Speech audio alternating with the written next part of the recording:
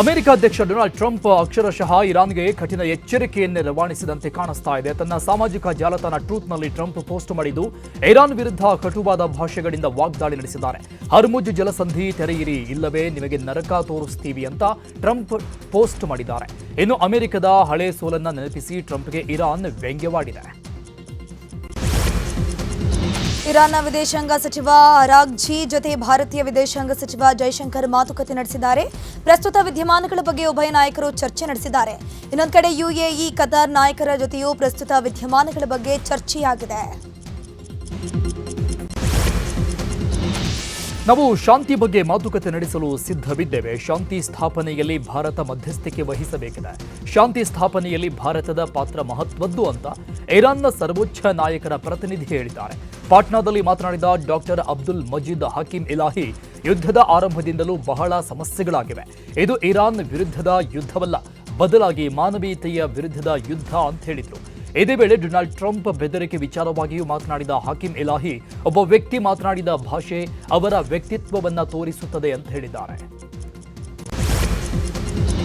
America ಅಧ್ಯಕ್ಷ Trump ಬೆದರಿಕೆ ಬಗ್ಗೆ ಐಆರ್ಜಿಸಿ ಪ್ರತಿಕ್ರಿಯೆ ಕೊಟ್ಟಿದೆ. ಪವರ್ ಪ್ಲಾಂಟ್ ಮೇಲೆ ದಾಳಿ ಬೆದರಿಕೆ ಬಗ್ಗೆ ಐಆರ್ಜಿಸಿ ಕ್ಯಾರೆ ಅಂತಿಲ್ಲ. ದಾಳಿ ಬೆದರಿಕೆಗೆ ಪ್ರತಿಯಾಗಿ ಪರ್ಷಿಯನ್ ಗಲ್ಫ್ ಆರ್ಡರ್ ಬಗ್ಗೆ ಮಾತನಾಡಿದ್ದಾರೆ. ಹಾರ್ಮುಜ್ ಜಲಸಂಧಿ ಮುಂಚಿನಂತೆಯೇ ಆಗೋಕ್ ಸಾಧ್ಯನೇ ಇಲ್ಲ. ಹೊಸ ರೀಜನಲ್ ಆರ್ಡರ್ ಬಗ್ಗೆ ಚರ್ಚೆ ನಡೀತದೆ ಅಂತಂದ್ರು. ಪರ್ಷಿಯನ್ ಗಲ್ಫ್ ಆರ್ಡರ್ ತರೋ ಬಗ್ಗೆ ಚರ್ಚೆ ನಡೆದಿದೆ ಅಂತ ಹೇಳಿರೋ ಬಗ್ಗೆ ವರದಿಯಾಗಿದೆ. ಈಗ ಟೂರಿಸಂ ತಲ್ಲಣದ ಸುದ್ದಿ ನೋಡ್ತಾ ಹೋಗೋಣ. Hotel, lodge, resort, home stay ಸೇರಿ ಪ್ರವಾಸೋದ್ಯಮಕ್ಕೆ ಕೊಲ್ಲಿ ಯುದ್ಧ ಕೋಳಿ ಇಟ್ಟಿದೆ. ಮೈಸೂರಲ್ಲಿ ಪ್ರವಾಸೋದ್ಯಮ ಸಂಪೂರ್ಣ ಕುಸಿತವಾಗಿದೆ. 40% ಹೋಟೆಲ್ ರೂಮ್ಗಳು ಖಾಲಿ ಹೊಡಿತಾ ಇದೆ. ಇನ್ನು ವಾರಾಂತ್ಯದಲ್ಲೂ ಪ್ರವಾಸಿಗರ ಸಂಖ್ಯೆ ಗಣನೀಯವಾಗಿ ಇಳಿಕೆ ಆಗಿದೆ. ಅರಮನೆ ನೋಡಲು ಪ್ರವಾಸಿಗರು ಬರ್ತಾ ಇಲ್ಲ. ಇನ್ನು ವಿದೇಶಿ ಪ್ರವಾಸಿಗರಂತೂ ಸಿಗ್ತಾನೆ ಇಲ್ಲ. ವೀಕೆಂಡ್ನಲ್ಲಿ ರೂಮ್ ಬುಕಿಂಗ್ ಕ್ಷೀಣಗೊಂಡಿದೆ. ಪ್ರವಾಸೋದ್ಯಮವನ್ನೇ ನಂಬಿದ ಜನರು ಈಗ ಬೇಸರ ವ್ಯಕ್ತಪಡಿಸ್ತಾ ಇದ್ದಾರೆ. ಉತ್ತರ ಕನ್ನಡ ಜಿಲ್ಲೆ ಪ್ರವಾಸೋದ್ಯಮದ ಮೇಲೆಯೂ ಕೂಡ ಯುದ್ಧದ ಕರಿನೆರಳು ಬಿದ್ದಿದೆ. ಪ್ರವಾಸಿ ತಾಣಗಳು ಬಣಗುಡ್ತಾ ಇದ್ದು ಆರ್ಥಿಕತೆಗೆ ಪೆಟ್ಟು ಬಿದ್ದಿದೆ. ದಾಂಡೇಲಿ, ಗೋಕರ್ಣ, ಮುರುಡೇಶ್ವರ, ಕಾರವಾರದಲ್ಲಿ ಪ್ರವಾಸಿಗರಿರದೆ ಖಾಲಿ ಹೊಡೆದಿದೆ. ಯುದ್ಧದ ಮೊದಲು ವಾರಕ್ಕೆ 8ರಿಂದ 10 ಕೋಟಿ ಲಾಭ ಆಗ್ತಿತ್ತು. ಆದರೆ ಯುದ್ಧದ ನಂತರ ಆದಾಯ 4 ಕೋಟಿಗೆ ಬಂದಿದೆ. ಗ್ಯಾಸ್ ಇಲ್ಲದೆ ಪ್ರವಾಸಿಗರು ಕೇಳಿದ ತಿಂಡಿ ಕೊಡಲಕ್ಕಾಗ್ತಿಲ್ಲ ಅಂತ ಹೋಟೆಲ್ ಮಾಲೀಕರು ಹೇಳ್ತಿದ್ದು, ಪ್ರವಾಸಿಗರ ಬುಕಿಂಗ್ ಕೂಡ ಇಳಿಕೆಯಾಗಿದೆ. ಹಾಸನ ಜಿಲ್ಲೆಯಲ್ಲೂ ಹೋಮ್ ಸ್ಟೇ, ರೆಸಾರ್ಟ್ಗಳಿಗೆ ಗ್ಯಾಸ್ ಬಿಸಿ ತಟ್ಟಿದೆ. ಊಟದ ಸಮಸ್ಯೆಯಿಂದ ಜನರು ರೆಸಾರ್ಟ್ಗಳತ್ತ ತಲೆ ಹಾಕ್ತಾ ಇಲ್ಲ. ರೆಸಾರ್ಟ್ ಬುಕಿಂಗ್ಗಳು ಗಣನೀಯವಾಗಿ ಇಳಿಕೆ ಆಗಿದೆ. ವೀಕೆಂಡ್ನಲ್ಲಿ ಆಗ್ತಾ ಇದ್ದ ಬಿಸ್ನೆಸ್ಗೂ ಬಿಸಿ ತಟ್ಟಿದೆ. ನಮಗೆ ಬಿಸ್ನೆಸ್ ಇಲ್ಲ, ಕೆಲಸಗಾರರನ್ನ ನೋಡಿಕೊಳ್ಳೋದು ಕೂಡ ಕಷ್ಟ ಆಗ್ತಾ ಇದೆ ಅಂತ ರೆಸಾರ್ಟ್ ಮಾಲೀಕರು ಹೇಳ್ತಾ ಇದ್ದಾರೆ. ಬೆಂಗಳೂರಿನ ಐಷಾರಾಮಿ ಮತ್ತು ಸಾಮಾನ್ಯ ಹೋಟೆಲ್ ಉದ್ಯಮದ ಮೇಲೆ ಯುದ್ಧದ ವ್ಯತಿರಿಕ್ತ ಪರಿಣಾಮ ಬೀರಿದೆ. ಹೋಟೆಲ್ ಬಿಸಿನೆಸ್ನಲ್ಲಿ ಗಣನೀಯ ಇಳಿಕೆಯಾಗಿದೆ. ಲಾಡ್ಜಿಂಗ್, ಬೋರ್ಡಿಂಗ್ ಸೇರಿದಂತೆ ಐಷಾರಾಮಿ ವಸತಿ ಹೋಟೆಲ್ಗಳು ಬಿಕೋ ಅಂತಿದೆ. ಯುದ್ಧದ ಹಿನ್ನೆಲೆಯಲ್ಲಿ ಬಹುರಾಷ್ಟ್ರೀಯ ಕಂಪನಿಗಳ ಸಭೆ ರದ್ದಾಗ್ತಿದೆ. ಹೀಗಾಗಿ ಐಷಾರಾಮಿ ಹೋಟೆಲ್ಗಳಲ್ಲಿ ರೂಮ್ ಬುಕಿಂಗ್ ಹಳ್ಳ ಹಿಡಿದು ಹೋಗಿದೆ. 1 ತಿಂಗಳ ಅವಧಿಯಲ್ಲಿ 200 ಕೋಟಿಗೂ ಅಧಿಕ ವ್ಯವಹಾರ ಕುಂಠಿತಗೊಂಡಿದೆ. ಐಷಾರಾಮಿ ಹೋಟೆಲ್ಗಳು ಪ್ರೀಮಿಯಂ ಆದಾಯವನ್ನು ಕಳ್ಕೊಂಡು ಸಮಸ್ಯೆ ಎದುರಿಸುತ್ತಿದ್ದು, ನಿರ್ವಹಣಾ ವೆಚ್ಚವನ್ನು ಸರಿದೂಗಿಸೋಕೆ ಪರದಾಟ ನಡೆಸಿದ್ದಾರೆ. ವಾರ್ ಎಫೆಕ್ಟ್ ಸುದ್ದಿ ನೋಡ್ತಾ ಹೋಗೋಣ. ಚಿಕ್ಕಬಳ್ಳಾಪುರ ಜಿಲ್ಲೆಯಲ್ಲಿ ರೈತರ ಸಂಕಷ್ಟ ನಿಂತಿಲ್ಲ. ತರಕಾರಿಗೆ ಬೆಲೆ ಇಲ್ಲದೆ ರೈತರು ಪರದಾಡ್ತಾ ಇದ್ದಾರೆ. ಮಾರ್ಕೆಟ್ನಲ್ಲಿ ತರಕಾರಿಗಳು ಇದ್ದಲ್ಲಿಯೇ ಕೊಳಿತಾ ಇದೆ. ಗ್ಯಾಸ್ ಸಿಗದೆ ಹೋಟೆಲ್ಗಳು ಬಂದಾಗಿದ್ದು ಸಮಸ್ಯೆ ಶುರುವಾಗಿದೆ. ತರಕಾರಿ ಮಾರಾಟ ಆಗ್ತಾ ಇಲ್ಲ. ಹೋಟೆಲ್ಗಳಿಗೆ ಗ್ಯಾಸ್ ಪೂರೈಕೆ ಮಾಡಿ ಅಂತ ವ್ಯಾಪಾರಸ್ಥರು ಅಳಲು ತೋಡಿಕೊಂಡಿದ್ದಾರೆ. ಬೆಂಗಳೂರಿನಲ್ಲಿ ಆಟೋ ಗ್ಯಾಸ್ ಸಿಗದೆ ಆಟೋ ಚಾಲಕರು ಪರದಾಟ ನಡೆಸಿದ್ದಾರೆ. ಇದೇ ವಿಚಾರವಾಗಿ ಆಟೋ ಚಾಲಕರು ಸಚಿವ ಮುನಿಯಪ್ಪ ಅವರನ್ನ ಭೇಟಿಯಾಗಿದ್ದಾರೆ. 100ಕ್ಕೂ ಹೆಚ್ಚು ಆಟೋ ಚಾಲಕರು ಮುನಿಯಪ್ಪ ಅವರನ್ನ ಭೇಟಿಯಾಗಿ ಸಮಸ್ಯೆಗಳನ್ನು ಹೇಳಿದ್ದಾರೆ. ಇನ್ನು ಆಟೋ ಚಾಲಕರ ಅಹವಾಲನ್ನ ಮುನಿಯಪ್ಪ ಆಲಿಸಿದ್ರು. ಪ್ರೈವೇಟ್ ಅವರು ರೇಟ್ ಜಾಸ್ತಿ ಮಾಡ್ತಿದ್ದಾರೆ ಅಂತ ಆಟೋ ಚಾಲಕರು ಸಚಿವರ ಬಳಿ ಸಮಸ್ಯೆ ಹೇಳ್ಕೊಂಡ್ರು. ಇನ್ನು 10ನೇ ತಾರೀಕು ಮೀಟಿಂಗ್ ಮಾಡಿ ಆಟೋ ಡ್ರೈವರ್ ಸಮಸ್ಯೆಯನ್ನ ಬಗೆಹರಿಸ್ತೀವಿ, ನಿಮ್ಗೆ ಮೊದಲ ಆಯ್ಕೆಯಾಗಿ ಗ್ಯಾಸ್ ಕೊಡೋಕೆ ಹೇಳ್ತೀನಿ, ನಾನು ನಿಮ್ಮ ಪರವಾಗಿದ್ದೀನಿ ಅಂತಂದ್ರು. ಇನ್ನು ಆಟೋ ಡ್ರೈವರ್ಸ್ ಭೇಟಿಯಾದ ಬಳಿಕ ಸಚಿವ ಮುನಿಯಪ್ಪ ಮಾತನಾಡಿದ್ದು, ಪ್ರೈವೇಟ್ ಬಂಕ್ನವರು ರೇಟ್ ಜಾಸ್ತಿ ಮಾಡಿದ್ದಾರೆ ಅಂತ ದೂರು ಕೊಟ್ಟಿದ್ದಾರೆ. ಪ್ರೈವೇಟ್ ಗ್ಯಾಸ್ನವರು ದರ ಏರಿಕೆ ಮಾಡಿದರೆ ಅವರನ್ನ ಕರೆಸಿ ಮಾತನಾಡಿಸ್ತೀನಿ, 10ನೇ ತಾರೀಖಿನಂದು ಮೀಟಿಂಗ್ ಮಾಡಿ ಸಮಸ್ಯೆ ಬಗೆಹರಿಸ್ತೀನಿ ಅಂತ ಮುನಿಯಪ್ಪ ಹೇಳಿದ್ದಾರೆ.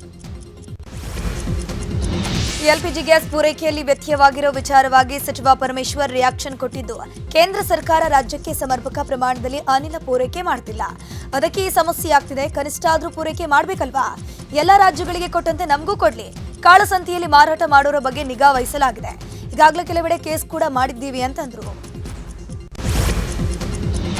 ಇತ್ತ ಉತ್ತರಾಖಂಡದಲ್ಲೂ ಭಾರೀ ಸಮಸ್ಯೆ ಆಗಿದೆ. ಸಣ್ಣ ಹೋಟೆಲ್ಗಳಿಗೆ ಗ್ಯಾಸ್ ಸಿಗದ ಕಾರಣ ರಸ್ತೆಯಲ್ಲಿ ಅಡುಗೆ ಮಾಡಲಾಗ್ತಾ ಇದೆ. ಗ್ಯಾಸ್ ಇಲ್ಲದ ಕಾರಣ ಸೌದೆ ಒಲೆ ಬಳಸಿ ಅಡುಗೆ ತಯಾರಿಸಲಾಗ್ತಿದೆ. ಗ್ಯಾಸ್ ದರ ಏರಿಕೆಯಾಗಿದೆ. ದುಪ್ಪಟ್ಟು ದರ ಕೊಟ್ಟು ಗ್ಯಾಸ್ ಖರೀದಿ ಮಾಡೋಕ್ಕಾಗಲ್ಲ. ಹಾಗಾಗಿ ಪರ್ಯಾಯ ವ್ಯವಸ್ಥೆ ಮೊರೆ ಹೋಗಿದ್ದೇವೆ ಅಂತ ಹೋಟೆಲ್ ಮಾಲೀಕರು ಹೇಳ್ತಾ ಇದ್ದಾರೆ. ಈಗ ಮಿನಿ ಸಮರದ ಸುದ್ದಿಗಳು. ಬಾಗಲಕೋಟೆ ಉಪಚುನಾವಣಾ ಕಣ ರಂಗೇರಿದ್ದು ಬಹಿರಂಗ ಪ್ರಚಾರಕ್ಕೆ ಇನ್ನೆರಡು ದಿನ ಬಾಕಿ ಇದೆ. ಎರಡು ಪಕ್ಷಗಳ ನಾಯಕರು ಪರಸ್ಪರ ಆರೋಪ ಪ್ರತ್ಯಾರೋಪವನ್ನು ಮಾಡಿಕೊಳ್ತಾ ಇದ್ದಾರೆ. ಬಾಗಲಕೋಟೆಯಲ್ಲಿ ಕಾಂಗ್ರೆಸ್ನ ಬಿಜೆಪಿ ನಾಯಕರು ಬೇಡಿ ಬಿಟ್ಟಿದ್ದಾರೆ. ಈ ಎಲ್ಲ ಬೆಳವಣಿಗೆ ಬೆನ್ನಲ್ಲೇ ಸಂಜೆ ಮತ್ತೆ ಸಿಎಂ ಬಾಗಲಕೋಟೆಗೆ ಆಗಮಿಸಲಿದ್ದಾರೆ. ಸಂಜೆ 6 ಗಂಟೆಗೆ ಉಮೇಶ್ ಮೇಟಿ ಪರ ಸಿಎಂ ಬಹಿರಂಗ ಪ್ರಚಾರದಲ್ಲಿ ಭಾಗಿಯಾಗ್ತಾರೆ.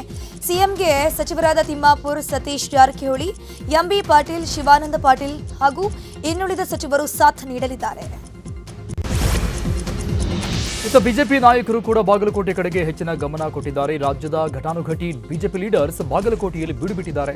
ಈಗಾಗಲೇ ಬಾಗಲಕೋಟೆಯಲ್ಲಿರುವ ಮಾಜಿ ಸಿಎಂ ಜಗದೀಶ್ ಶೆಟ್ಟರ್ ವಿವಿಧ ಸಮಾಜಗಳ ಮುಖಂಡರ ಸಭೆ ನಡೆಸಲಿದ್ದಾರೆ. ಬಿಎಸ್ವೈಗೆ ಮಾಜಿ ಸಿಎಂ ಜಗದೀಶ್ ಶೆಟ್ಟರ್, ಮಾಜಿ ಸಚಿವರಾದ ಶ್ರೀರಾಮುಲು, ಸಂಸದ ಗೋವಿಂದ ಕಾರಜೋಳ, ಶಾಸಕ ಜನಾರ್ದನ್ ರೆಡ್ಡಿ, ಮಾಜಿ ಸಚಿವ ಎನ್ ಮಹೇಶ್ ಸೇರಿ ಅನೇಕ ಘಟಾನುಘಟಿ ನಾಯಕರು ಸಾಥ್ ಕೊಡಲಿದ್ದಾರೆ. ದಾವಣಗೆರೆ ದಕ್ಷಿಣ ಬಾಗಲಕೋಟೆ ಉಪಚುನಾವಣಾ ವಿಚಾರದ ಬಗ್ಗೆ ಮಾತನಾಡಿದ ಗೃಹ ಸಚಿವರು, ಎರಡೂ ಕ್ಷೇತ್ರದಲ್ಲಿ ನಾವು ಗೆಲ್ತೀವಿ. ಜನರ ಪರ ನಮ್ಮ ಸರ್ಕಾರ ಕೆಲಸ ಮಾಡಿದೆ. ಕಳೆದ 3 ವರ್ಷಗಳಿಂದ ಕೆಲಸ ಮಾಡ್ತಾನೆ ಇದ್ದೀವಿ. ನಾವೇ ಗೆಲ್ತೀವಿ ಅನ್ನೋ ವಿಶ್ವಾಸ ಇದೆ ಅಂತಂದ್ರು. ಈಗ ರಾಜಕೀಯ ಸುದ್ದಿ ನೋಡೋಣ. ಗಡ್ಡ ಬಿಟ್ಟು ಟೋಪಿ ಹಾಕೊಂಡವರೆಲ್ಲ ಮುಸ್ಲಿಮರಲ್ಲ ಅಂತ ಕಾಂಗ್ರೆಸ್ ನಾಯಕ ನಲಪಾಡ್ ಹೇಳಿಕೆ ನೀಡಿದರು. ನಲಪಾಡ್ ಹೇಳಿಕೆಗೆ ಹೈಕಮಾಂಡ್ ಗರಂ ಆಗಿದೆ. ನಲಪಾಡ್ ಹೇಳಿಕೆಗೆ ದಾವಣಗೆರೆ ಮುಸ್ಲಿಂ ಮುಖಂಡರು ಆಕ್ರೋಶ ವ್ಯಕ್ತಪಡಿಸಿದರು. ಇದೀಗ ಸುರ್ಜೇವಾಲಾ ಮಧ್ಯ ಪ್ರವೇಶಿಸಿದ್ದಾರೆ.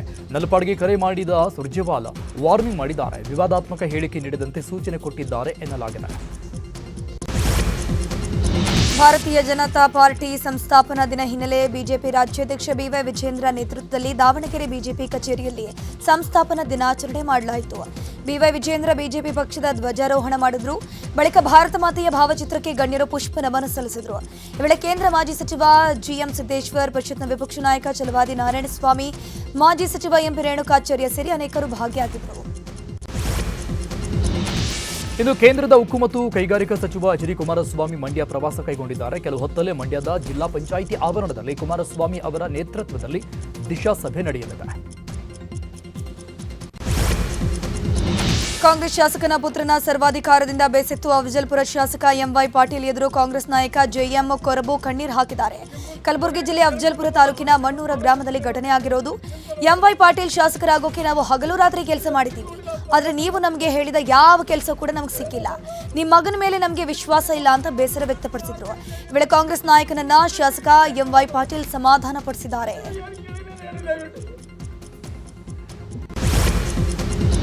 ಹಿಂದಿ ಭಾಷೆ ವಿಚಾರದಲ್ಲಿ ರಾಜ್ಯಪಾಲರ ಪತ್ರ ವಿಚಾರವಾಗಿ ಮಾತನಾಡಿದ ಗೃಹ ಸಚಿವ ಡಾಕ್ಟರ್ ಜಿ ಪರಮೇಶ್ವರ್, ಇದೇನು ಮೊದಲಿನಲ್ವಲ್ಲ, ವಿಶೇಷವಾಗಿ ಹಿಂದಿ ಬಳಸದ ರಾಜ್ಯಗಳಲ್ಲಿ ಮೊದಲಿಂದ ಇದೆ. ಈ ಸಮಸ್ಯೆ ಆದಷ್ಟು ಬೇಗ ಬಗೆಹರಿದರೆ ಒಳ್ಳೆಯದು ಅಂತ ಹೇಳಿದ್ದಾರೆ. ಶಾಸಕರ ಟಿಕೆಟ್ನಲ್ಲಿ ಬೇರೆಯವರು ಮ್ಯಾಚ್ ನೋಡೋಕೆ ಹೋಗಿದ್ರು ಅನ್ನೋ ಆರೋಪ ಕೇಳಿ ಬಂದಿತ್ತು. ಈ ಬಗ್ಗೆ ಗೃಹ ಸಚಿವ ಪರಮೇಶ್ವರ್ ರಿಯಾಕ್ಷನ್ ಕೊಟ್ಟಿದ್ದು, ದುರ್ಬಳಕೆ ಏನೂ ಇಲ್ಲ. ಶಾಸಕರ ಟಿಕೆಟ್ನಲ್ಲಿ ಅವರೇ ಮ್ಯಾಚ್ ನೋಡೋಕೆ ಹೋಗಬಹುದು, ಕುಟುಂಬದವರು ಹೋಗಬಹುದು. ತಪ್ಪು ಕಂಡು ಹಿಡಿಯೋದು ಸರಿಯಲ್ಲ.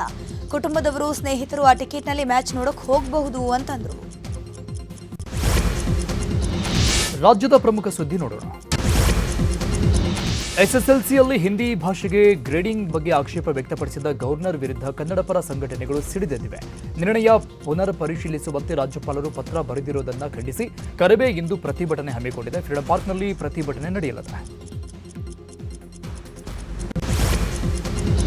ದಕ್ಷಿಣ ಕನ್ನಡದ ಬೆಳ್ತಂಗಡಿ ತಾಲೂಕಿನಲ್ಲಿ ಕಾಡಾನೆ ಕಾಟ ಜೋರಾಗಿದೆ. ಒಂಟಿ ಸಲಗದ ಕಾಟಕ್ಕೆ ಗ್ರಾಮಸ್ಥರು ಬೆಚ್ಚಿ ಬಿದ್ದಿದ್ದಾರೆ.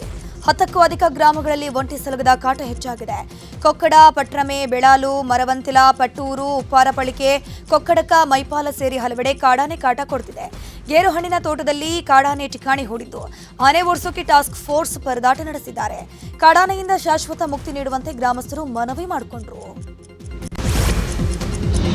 ದೊಡ್ಡಬಳ್ಳಾಪುರದ ಕೋಡಿಪಾಳ್ಯದಲ್ಲಿ 40ಕ್ಕೂ ಹೆಚ್ಚು ಕುಟುಂಬಗಳು ಗುಡಿಸಲಲ್ಲಿ ವಾಸವಾಗಿದ್ದಾವೆ. ಹಕ್ಕಿಪಿಕ್ಕಿ ಜನಾಂಗ ಎಂಬ ಕಾರಣಕ್ಕೆ ಅಧಿಕಾರಿಗಳ ನಿರ್ಲಕ್ಷ್ಯ ತೋರಿಸ್ತಾ ಇದ್ದಾರೆ. ಮನೆಗಳಿಲ್ಲದೆ ಹಕ್ಕಿಪಿಕ್ಕಿ ಜನರಿಗೆ ವರ್ಷವಿಡೀ ಕಷ್ಟವಾಗ್ತಾ ಇದೆ. ಮಳೆ ಬಂದರೆ ಸಾಕು, ಮನೆಗಳಿಗೆ ನೀರು ನುಗ್ಗುತ್ತೆ. ರಾತ್ರಿ ಆದರೆ ಕತ್ತಲಲ್ಲೇ ಕಾಲ ಕಳಿಬೇಕು. ಮಕ್ಕಳಿಗೆ ಓದಲು ಬರೆಯಲು ಲೈಟ್ ವ್ಯವಸ್ಥೆ ಇಲ್ಲದೆ ಸಮಸ್ಯೆ ಆಗ್ತಾ ಇದೆ. ನಮಗೆ ಸರಿಯಾದ ವ್ಯವಸ್ಥೆ ಮಾಡಿಕೊಡಿ ಅಂತ ಜನರು ಮನವಿ ಮಾಡಿದ್ದಾರೆ. ಬೆಳಗಾವಿಯಲ್ಲಿ ಬೆಚ್ಚಿ ಬೀಳಿಸುವ ಲವ್ ಸೆಕ್ಸ್ ದೋಖಾ ಪ್ರಕರಣ ನಡೆದಿದೆ. ಇನ್ಸ್ಟಾಗ್ರಾಂನಲ್ಲಿ ಪರಿಚಯವಾದ ಸ್ನೇಹ ಪ್ರೀತಿಗೆ ತಿರುಗಿದೆ. ಮದುವೆಯಾಗುವುದಾಗಿ ವಂಚಿಸಿರುವ ಬಗ್ಗೆ ಸಂತ್ರಸ್ತೆ ಕಮಿಷನರ್ಗೆ ದೂರು ಕೊಟ್ಟಿದ್ದಾರೆ. ಮಾಧವ ಕಾಲೋನಿ ನಿವಾಸಿ ಈಶ್ವರ್ ಸಿಂಗ್ ಎಂಬಾತ ಪ್ರೇಯಸಿ ಜೊತೆಗಿನ ಖಾಸಗಿ ಕ್ಷಣಗಳನ್ನು ಸೆರೆ ಹಿಡಿದು ಬ್ಲಾಕ್ಮೇಲ್ ಮಾಡಿದ್ದಾರಂತೆ. ವಿಡಿಯೋ ವೈರಲ್ ಮಾಡುವುದಾಗಿ ಬೆದರಿಸಿ ಲಕ್ಷಾಂತರ ರೂಪಾಯಿ ಲೂಟಿ ಮಾಡಿದ್ದಾರೆ. 3 ಕೋಟಿ ಕೊಟ್ಟರೆ ಮದುವೆ ಮಾಡಿಕೊಳ್ಳುವುದಾಗಿ ಯುವಕನ ತಾಯಿ ಹೇಳ್ತಾ ಇದ್ದಾರೆ. ಈ ಬಗ್ಗೆ ಶಹಾಪುರ ಠಾಣೆಗೆ ದೂರು ನೀಡಿದ್ರು. ಪೊಲೀಸರು ದೂರು ತೆಗೆದುಕೊಳ್ತಾ ಇಲ್ಲ. ನನಗೆ ನ್ಯಾಯ ಕೊಡಿಸಿ ಅಂತ ಸಂತ್ರಸ್ತೆ ಕಮಿಷನರ್ ಕಚೇರಿ ಮೆಟ್ಟಿಲೇರಿದ್ದಾರೆ. ಸಂಕೇಶ್ವರ ಪೊಲೀಸರು ಭರ್ಜರಿ ಕಾರ್ಯಾಚರಣೆ ಮಾಡಿದ್ದು ಅಂತಾರಾಜ್ಯ ಬೈಕ್ ಕಳ್ಳರನ್ನ ಅರೆಸ್ಟ್ ಮಾಡಿದ್ದಾರೆ. ಬಂಧಿತರಿಂದ 18.30 ಲಕ್ಷ ಮೌಲ್ಯದ 27 ಬೈಕ್ಗಳು ವಶಕ್ಕೆ ಪಡ್ಕೊಂಡಿದ್ದಾರೆ. ವಿರೂಪಾಕ್ಷ, ಕಣಬರಗಿ, ಫಕೀರಪ್ಪ, ಕರಿಗಾರ ಬಂಧಿತರು. ಸಂಕೇಶ್ವರ ಅಷ್ಟೇ ಅಲ್ಲದೆ ಹಲವು ಠಾಣಾ ವ್ಯಾಪ್ತಿಯಲ್ಲಿ ಆರೋಪಿಗಳು ಬೈಕ್ ಕಳ್ಳತನ ಮಾಡಿದ್ರು. ತನಿಖೆ ವೇಳೆ 27 ಬೈಕ್ಗಳನ್ನು ಕಳ್ಳತನ ಮಾಡಿರುವುದನ್ನು ಆರೋಪಿಗಳು ಒಪ್ಪಿಕೊಂಡಿದ್ದಾರೆ. ಸಂಕೇಶ್ವರ ಪೊಲೀಸರ ಕಾರ್ಯಕ್ಕೆ ಬೆಳಗಾವಿ ಎಸ್ಪಿ ರಾಮರಾಜನ್ ಮೆಚ್ಚುಗೆ ವ್ಯಕ್ತಪಡಿಸಿದರು. ರಾಜ್ಯಪಾಲರ ಫೋಟೋ ಬಳಸಿ ಕಾರ್ಯಕ್ರಮ ಆಯೋಜನೆ ಮಾಡಿರುವವರ ವಿರುದ್ಧ ದೂರು ದಾಖಲಾಗಿದೆ. National excellence council Karnataka award ಎಂಬ ಕಾರ್ಯಕ್ರಮ ಟೌನ್ ಹಾಲ್ನಲ್ಲಿ ಆಯೋಜಿಸಲಾಗಿತ್ತು. ಕಾರ್ಯಕ್ರಮದ ಬ್ಯಾನರ್ನಲ್ಲಿ ರಾಜ್ಯಪಾಲರ ಫೋಟೋ ಬಳಸಲಾಗಿತ್ತು. ಮೋಸದ ಉದ್ದೇಶದಿಂದ ಫೋಟೋ ಬಳಸಲಾಗಿದೆ ಅಂತ ರಾಜ್ಯಪಾಲರ ವಿಶೇಷ ಕಾರ್ಯದರ್ಶಿ ಆರ್ ಪ್ರಭುಶಂಕರ್ ದೂರು ಕೊಟ್ಟಿದ್ದಾರೆ. ರೇಣುಕಾ ಸ್ವಾಮಿ ಕೊಲೆ ಪ್ರಕರಣದಲ್ಲಿ ಜೈಲಲ್ಲಿರುವ A1 ಪವಿತ್ರ ಗೌಡ ಮಧ್ಯಂತರ ಜಾಮೀನು ಭವಿಷ್ಯ ಇವತ್ತು ನಿರ್ಧಾರ ಆಗಲಿದೆ. ಜಾಮೀನು ಕೋರಿ ಆರೋಪಿ ಪವಿತ್ರ ಗೌಡ ಹೈಕೋರ್ಟ್ನಲ್ಲಿ ಅರ್ಜಿಯನ್ನು ಸಲ್ಲಿಕೆ ಮಾಡಿದ್ರು. ಇವತ್ತು ಪವಿತ್ರ ಗೌಡ ಜಾಮೀನು ಅರ್ಜಿ ವಿಚಾರಣೆ ನಡೆಯಲಿದೆ. ನೀರು ಕುಡಿಯೋಕೆ ಹೋದ ನಟನ ಮೇಲೆ ಹಲ್ಲೆ ಮಾಡಲಾಗಿದೆ. ಮಾರ್ಚ್ 28ರಂದು ನಡೆದಿರುವ ಘಟನೆ ತಡವಾಗಿ ಬೆಳಕಿಗೆ ಬಂದಿದೆ. ನಟ ನಿರಂಜನ್ ಎಂಬಾತನ ಮೇಲೆ ಗ್ಯಾಂಗ್ ಒಂದು ಬಿಯರ್ ಬಾಟಲ್ನಿಂದ ಹಲ್ಲೆ ಮಾಡಿದೆ. ಬಾರ್ನಲ್ಲಿ ನೀರು ಕುಡಿಯಲು ಕಿಚನ್ಗೆ ಹೋದಾಗ ಈ ಘಟನೆ ನಡೆದಿದೆ. ಈ ಘಟನೆ ಸಂಬಂಧ ಸುಬ್ರಹ್ಮಣ್ಯಪುರ ಠಾಣೆಯಲ್ಲಿ ದೂರು ದಾಖಲಾಗಿದೆ. ಮ್ಯಾಚ್ ನೋಡೋಕೆ ಬಂದಿದ್ದ ಸಿಎಸ್ಕೆ ಅಭಿಮಾನಿಯನ್ನ ಕಿಚಾಯಿಸಿ ಆರ್ಸಿಬಿ ಅಭಿಮಾನಿಗಳು ಪೇಚಿಗೆ ಸಿಲುಕಿದ್ದಾರೆ. ನಿನ್ನೆ ಚಿನ್ನಸ್ವಾಮಿಯಲ್ಲಿ ನಡೆದ ಪಂದ್ಯದಲ್ಲಿ ಆರ್ಸಿಬಿ ಗೆಲುವನ್ನು ಸಾಧಿಸಿತು. ಈ ವೇಳೆ ಸಿಎಸ್ಕೆ ಸೋಲ್ತಿದ್ದಂತೆ ಸಿಎಸ್ಕೆ ಅಭಿಮಾನಿ ಯುವತಿಗೆ ಆರ್ಸಿಬಿ ಅಭಿಮಾನಿಗಳು ಕಿಚಾಯಿಸಿದ್ದು ದೈಹಿಕವಾಗಿ ಹಿಂಸೆ ಕೊಟ್ಟಿದ್ದಾರಂತೆ. ಈ ಹಿನ್ನೆಲೆ ಸ್ಟೇಡಿಯಂನಲ್ಲೇ ಯುವತಿ ಆರ್ಸಿಬಿ ಅಭಿಮಾನಿಗಳನ್ನ ತರಾಟೆಗೆ ತೆಗೆದುಕೊಂಡರು.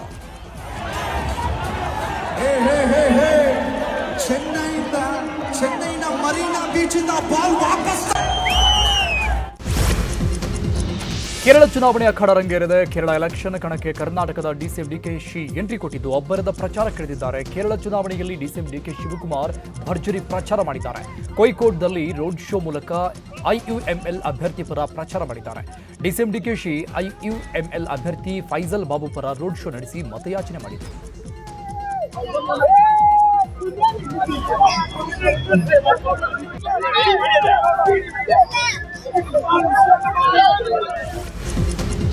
ಸಿಬಿಎಸ್ಇ ಪಠ್ಯಕ್ರಮದಲ್ಲಿ ತ್ರಿಭಾಷಾ ಸೂತ್ರ ಅಳವಡಿಸೋಕೆ ನಿರ್ಧರಿಸಲಾಗಿದೆ. ಈ ಬಗ್ಗೆ ತಮಿಳುನಾಡು ಸಿಎಂ ಸ್ಟಾಲಿನ್ ಪ್ರತಿಕ್ರಿಯೆ ಕೊಟ್ಟಿದ್ದು, ಡಿಎಂಕೆ ಅಧಿಕಾರದಲ್ಲಿರುವವರೆಗೂ ತಮಿಳುನಾಡಿನಲ್ಲಿ ತ್ರಿಭಾಷಾ ಸೂತ್ರ ಜಾರಿಯಾಗಲ್ಲ ಅಂತಂದ್ರು.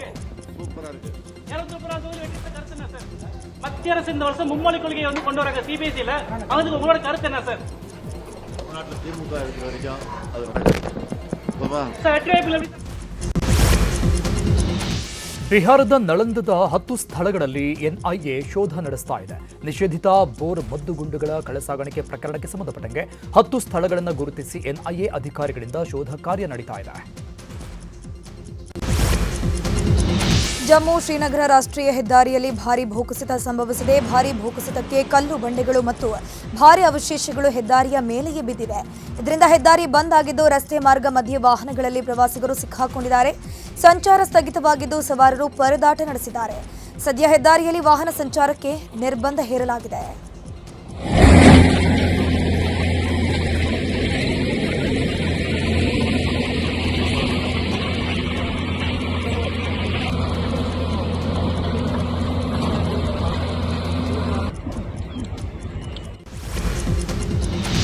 ಇತ್ತೀಚೆಗೆ ಅಫ್ಘಾನಿಸ್ತಾನದಲ್ಲಿ ಸಂಭವಿಸಿದ ಪ್ರವಾಹ ಹಾಗೂ ಭೂಕಂಪದಿಂದಾಗಿ ಜನ ಸಂಕಷ್ಟದಲ್ಲಿದ್ದಾರೆ.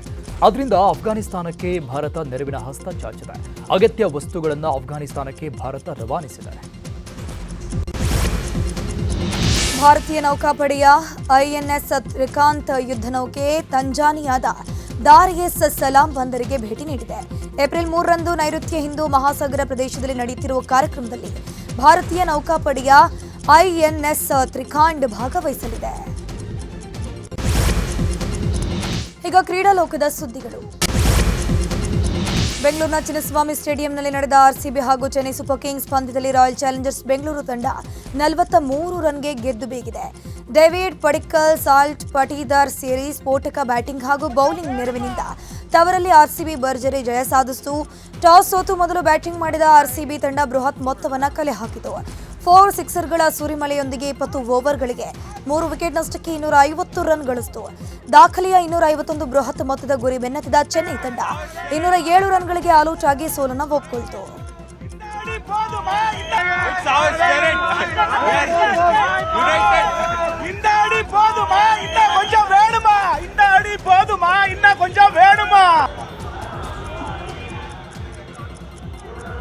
ಬರ್ತೀರಾ ಹೇಗೆ ಹೋಗ್ಬಿಡೋಣ?